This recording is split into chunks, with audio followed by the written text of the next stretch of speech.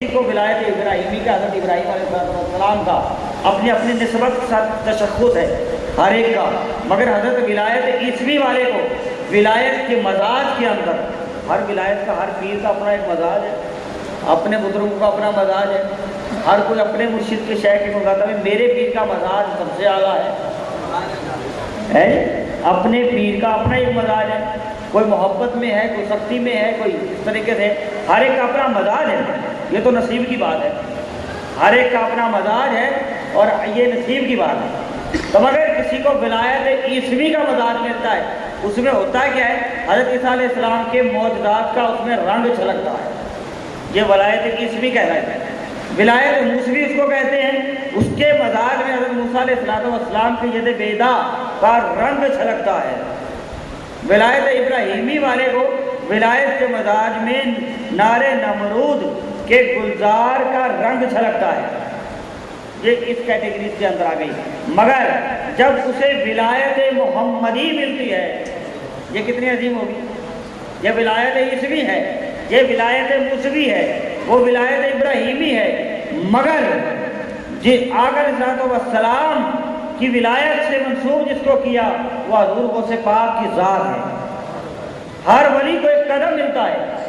حضور غوث پاک رضی اللہ عنہ بہجت الاسرار میں خود فرماتے ہیں، آپ کیا فرماتے ہیں، حضور غوث پاک خود فرماتے ہیں بہجت الاسرار میں، آپ فرماتے ہیں ہر ولی کو ایک قدم ملتا ہے، ہر ولی کو ایک قدم ملتا ہے، قدم، مگر ہر ولی کے لیے ایک راستہ بھی ہے، قدم ضرور ملے گا، قدموں سے لپٹنا ہوگا، ہر ولی کو ایک قدم ملتا ہے، ایک راستہ ہے، ہر ولی کے لیے ایک نسبت ہے، ایک نسبت ہے۔ نسبت کدھر سے کہاں ملتی ہے؟ ہر ولی کے لیے ایک اعزاز ولایت ہے، اس کو ولایت کس اعزاز کے اندر ملی ہے، کسی کو خلافت کس اعزاز میں ملی ہے، کسی کو نگرانی کس اعزاز میں ملی ہے، ہر ایک کا ولایت، کسی کو عرس پہ ملی، کسی کو عید میلاد النبی پہ ملی، ہر موقع تو نہیں آتے نا، ہر ایک کی نسبت کا ایک اعزاز ہے، ہر ولایت کا ایک اعزاز ہے، اللہ تبارک و تعالیٰ فرمایا جس کو، یہ نسبتوں کا تشخص ہے۔ ہر ولی کے لیے ایک اعزاز ولایت ہے، ہر ولی کا ایک طریقہ کمال ہے۔ اگر کسی کو راستہ کوئی ملا، کسی کو راستہ کوئی ملا، کسی کو کسی سے راستہ ملا، کسی کو کسی طریقے سے راستہ ملا، مگر حضور غوث پاک کو قدم مصطفیٰ ملا، حضور غوث پاک کو قدم مصطفیٰ ملا اور راستہ محمدی نصیب ہوا، قدم مصطفیٰ راستہ محمدی نصیب ہوا۔ اور پھر یہی وجہ ہے آپ کو محبوبیت میں کوئی محبوب بنا لیتا ہے،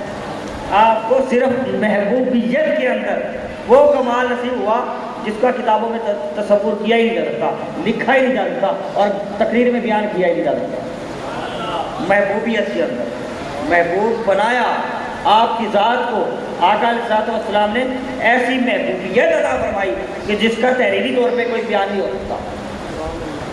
اور لکھا بھی نہیں جا سکتا۔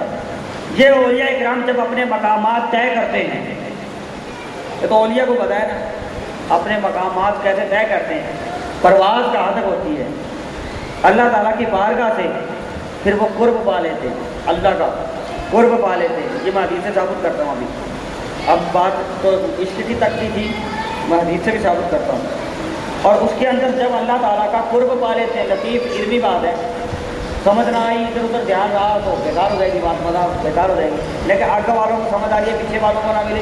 پیچھے والوں کو بھی سمجھنا چاہیے، نیند آ رہی ہے تو بند کر دیتا ہوں، حدیث کی طرف آ گیا ہوں، ٹھیک ہے۔ تو اس لیے قرب کی بات ہے، اللہ تعالیٰ کا قرب جو پانا ہے، اور ہر ولی اللہ تعالیٰ کا قرب پاتا ہے تو کوئی شک نہیں، ہر ولی، لیکن قرب کی بھی کیٹیگریز ہیں، اب وہ ہر ولی کا اپنا ایک مقام ہے، ہر ایک کی اپنی اپنی کیٹیگریز ہے، ہر ولی کی اپنی اپنی کیٹیگریز ہے، بولنے سے سر میں درد ہے، تو اس لیے ہر ولی کا ایک اپنا مقام ہے، قرب کی اپنی کیٹیگریز ہے۔ اس لیے 3 درجے رسالۃ القشیریہ میں لکھا ہے، 3 درجے، امام قشیری رحمۃ اللہ تعالیٰ ولایت کے 3 درجے فرماتے ہیں، اور حضرت غوث پاک نے بھی فرمایا ہے یہ 3 درجے۔ وہ کیا 3 درجے ہیں؟ ایک درجہ ہے، اور یہ درجے حدیث کے پاس ہے، حدیث کے مطابق ہے، اب یہ کہنے کے بزرگوں سے ملا ہے نہیں، حدیث کے مطابق یہ 3 درجے ہیں، بخاری شریف کے ساتھ۔ نمبر 1 قرب نوافل، یہ درجہ اس کی جو قرب پانا ہے قرب نوافل کے ذریعے بھی پانا ہے۔ ایک ہے قرب فرائض، نمبر 3 ہے جمع بین القربین۔ یہ 3 درجے قرب کے، ولایت بننے کے لیے، اللہ تعالیٰ کا قرب حاصل کرنے کے لیے۔ اور یہ حدیث بخاری شریف کے اندر حدیث قدسی ہے۔ میں یہ بات عرض کر دوں، یہ حدیث قدسی ہے۔ حدیث قدسی اللہ کا فرمان ہے۔ نبی پاک صلی اللہ علیہ وسلم نے فرمایا اور اللہ کا فرمان سنایا۔ ارشاد فرمایا کہ اللہ تعالیٰ ارشاد فرماتا ہے، آقا علیہ السلام نے فرمایا اللہ تعالیٰ ارشاد فرماتا ہے، جس نے میرے ولی،